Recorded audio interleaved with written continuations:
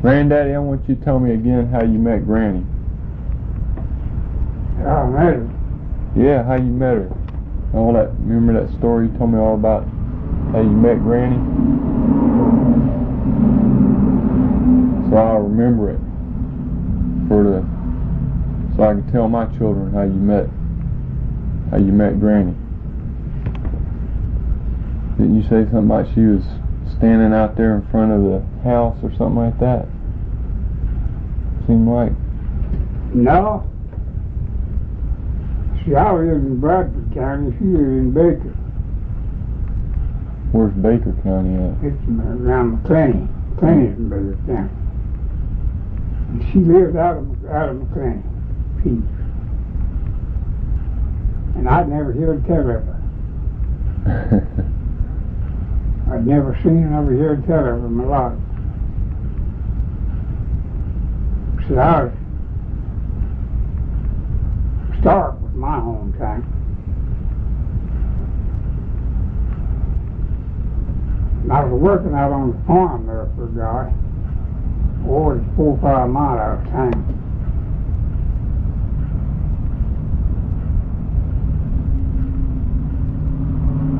It's funny how things like that would happen, but it did.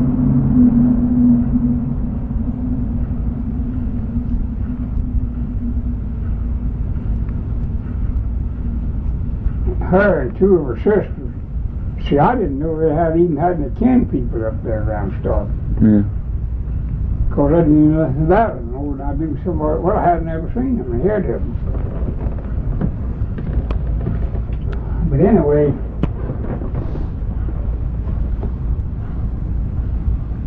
her and her 2 sisters come down there. She had 2 aunts live there. One of them lived right in town, you might say it. The other one just out the edge of town. Well, I did know one of her aunt's husbands, but I didn't know there was any kin there. Them, you know.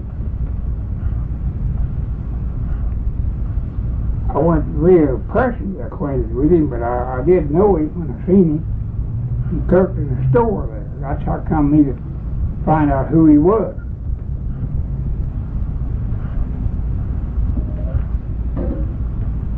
So they come down to spend 2 or 3 days with them. And on Sunday morning, there was a church out of Starke there about 2 miles. I just bought me The name of it was Johnny Groove. Mm-hmm. Girl over there, she's gonna put it in. And I was going to church that morning. And I was driving a nice horse and buggy.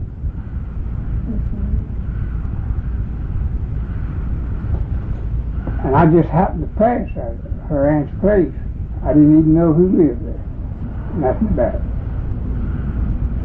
And for some reason, her and both her sisters was out on the front porch. And I noticed them, you know, and I didn't know who in the world they were. I'd never seen them before. But anyhow, I went on to church. So after church, it turned out about noontime. We'd come back up in town. One of my boyfriends was with me. We come back up in town and went up there. There weren't nobody there. Then.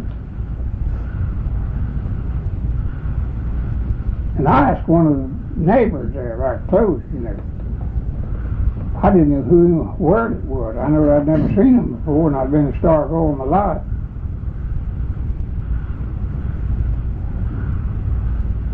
I asked them if they knew where it was. I said yes, and they told me where he was at. He said he was over at Johnny Thornton's. Went over there to see their aunts, and they come down and spend a day or 2. Well, I happened to know where he lived. So we went on over there.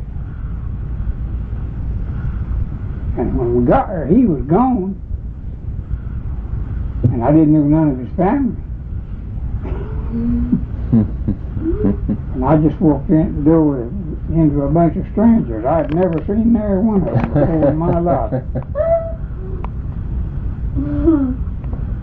But I was just like I am now. I wasn't ashamed, about ashamed of it. You've been bold, huh? Yeah. To meet nobody. So I made myself acquainted with them. Sat around in the house. It was getting pretty late too then. I tied my horse to a pine tree out over the gate.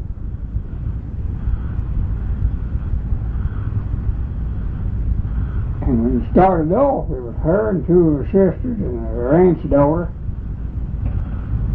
and another little smaller girl was in the bunch. Well, now that boy was with me. He did know her aunt's daughter. And he walked off down the road with them.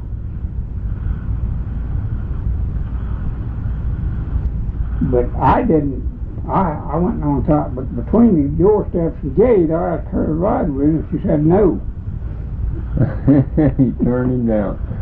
You turned him down. So they went on down the road, and I untied my horse and got in the buggy. Well, I overtaken him. I think sometimes God must have had a hand in all that. And when I overtaken him, her and that littlest girl was walking kind of behind the rest of them.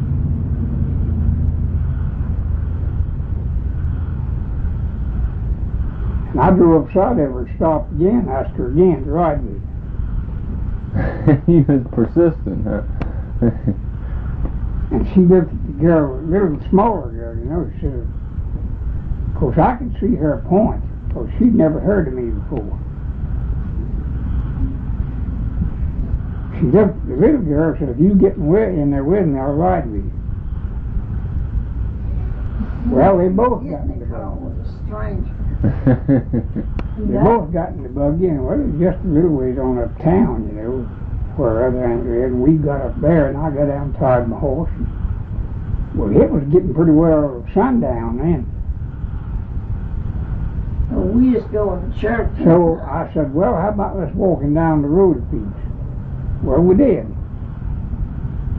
Well, we walked off down the road, and she said, well, we better turn around and go back, because she said, I want to go to church now. The church was right there in town. I said, well, I'll carry you to church, but I can't stay till after church. So I did. I carried to the church, walked with her to the door, and that's where I went. And she was going back home next day. And I made a date with her. And I went to see her, and then we were married. And she lived how far away from you? Well, it was about 25 miles, I did. I'd go up there every other weekend. That's a long drive in that buggy, huh? A lot of times I'd have to walk. I bet you that'd take you the better part of the day to walk over there Well, and I'd get go back. up on Saturday and come back on Monday. Yeah. Of course, I didn't stay at her house. Yeah.